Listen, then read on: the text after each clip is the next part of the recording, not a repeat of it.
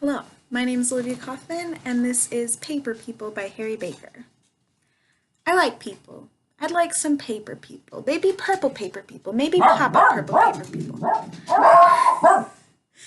Okay. We're gonna start there. This is Pip. She's not gonna bark anymore, right? Good.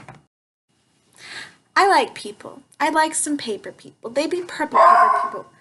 We're gonna try it again. Okay.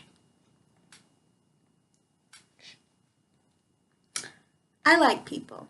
I'd like some paper people. They'd be purple paper people. Maybe pop-up purple paper people. Proper pop-up purple paper people. How do you prop up a pop-up purple paper people, I hear you cry? Well, I'd probably pop up a pop-up purple paper people with a proper pop-up purple paper people paper clip, but I'd pre-prepare appropriate adhesives as alternatives, a cheeky pack of blue tack, just in case the paper slipped. Because I could build a pop-up metropolis.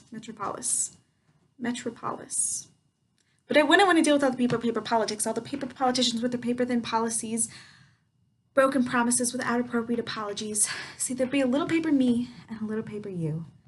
And we could watch paper TV and it would all be pay-per-view. We'd see a poppy paper wrappers rap about their paper package or watch paper people carriers get stuck in paper traffic on the A4. There'd be a paper Princess Kate, but we'd all stare at paper Pippa. And then we'd all live in fear of Jack the Killer Ripper. Because the paper propaganda propagates people's prejudices, paper printing pictures of photogenic terrorists. Little paper me and a little paper you. And in a pop-up population, people's problems pop up too. There'd be a pompous paper parliament who remained out of touch and who ignored the people's protests about all the paper cuts. And then the peaceful paper protests would get blown into paper pieces by the confetti cannons of manned preemptive police. And yes, there'd still be paper money. So there'd still be paper greed.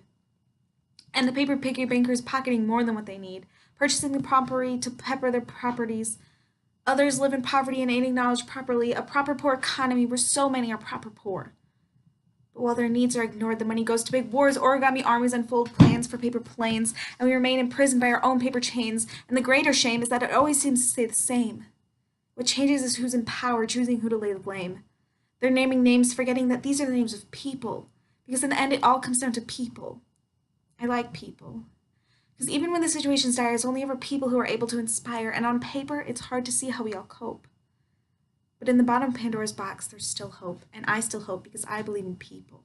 People like my grandparents, who every single day since the day I was born have been taking their time out of the morning to pray for me. That's 7,892 days straight of someone checking that I'm okay, and that's amazing. People like my aunt who put on plays with prisoners, people who are capable of genuine forgiveness, people like the persecuted Palestinians, people who get out of their way to make your life better and expect nothing in return. You see, people have the potential to be powerful. Just because the people in power tend to pretend to be victims, we don't need to succumb to that system. And a paper population is no different. There's a little paper me and a little paper you. And in a pop-up population, people's problems pop up too. But even if the whole world fell apart, then we'd still make it through because we're people.